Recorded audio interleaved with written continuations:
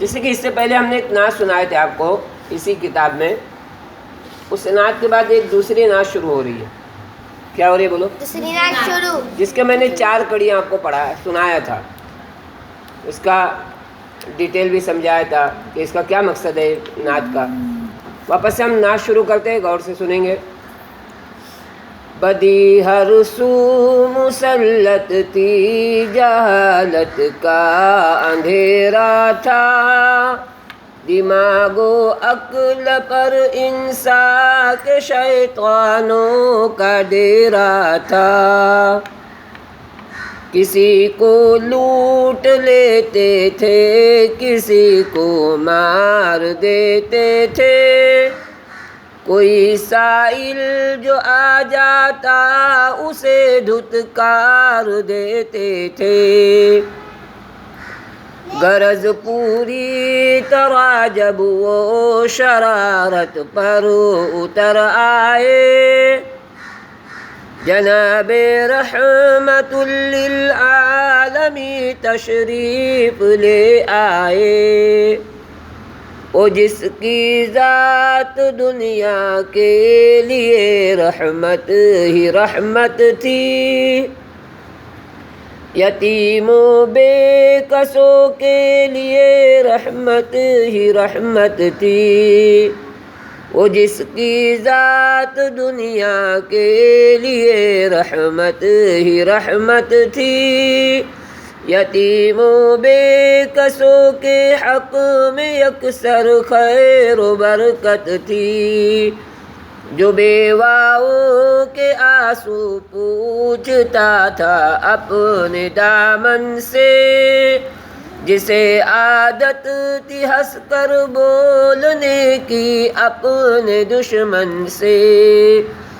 ضعیفوں کی مدد کے واسطے تیار رہتا تھا، اما اس کو بھی دی جو برسر پیکار رہتا تھا. ہزاروں بت پرستوں کو مسلمان کر دیا جس نے، دلوں کو دولت علم و عمل سے بھر دیا جس نے. بلال و بوذر و سلمان چمکے تھے اسی در سے، کوئی پوچھے ابو بکر و عمر عثمان و حیدر سے. وہ جس کو گالیاں سن کر دعا دینے کی عادت تھی، جسے مخلوق سے اللہ کی خاطر محبت تھی. فرشتے بھی ادب سے جس کا ذکر خیر کرتے تھے، ہمیشہ سامنے آتے تھے، رکتے تھے، ڈرتے تھے.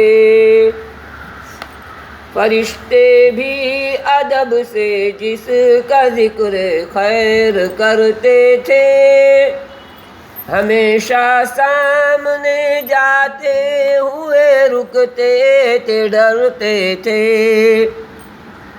وہ جس نے چاند کے ٹکڑے کیے تھے ایک اشارے سے، زباں تعریف کر سکتی ہے کیوں کر ان کے بارے میں.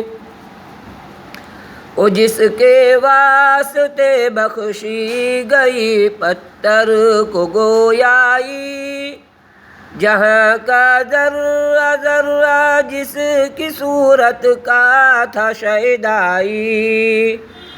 سلام اس پر کہ جو زخمی ہوا طائف کی گلیوں میں، سلام اس پر کہ جس کا حسن تھا پھولوں میں کلیوں میں. سلام اس پر کہ جس نے نار دوزخ سے بچایا ہے، سلام اس پر جو عالم کے لیے رحمت کا سایہ ہے. اس نعت میں پوری حقیقت بیان کی گئی. آج تک جو ہوا اللہ کے نبی صلی اللہ علیہ وسلم کے سامنے وہ ساری چیزیں اس میں بیان کی گئی.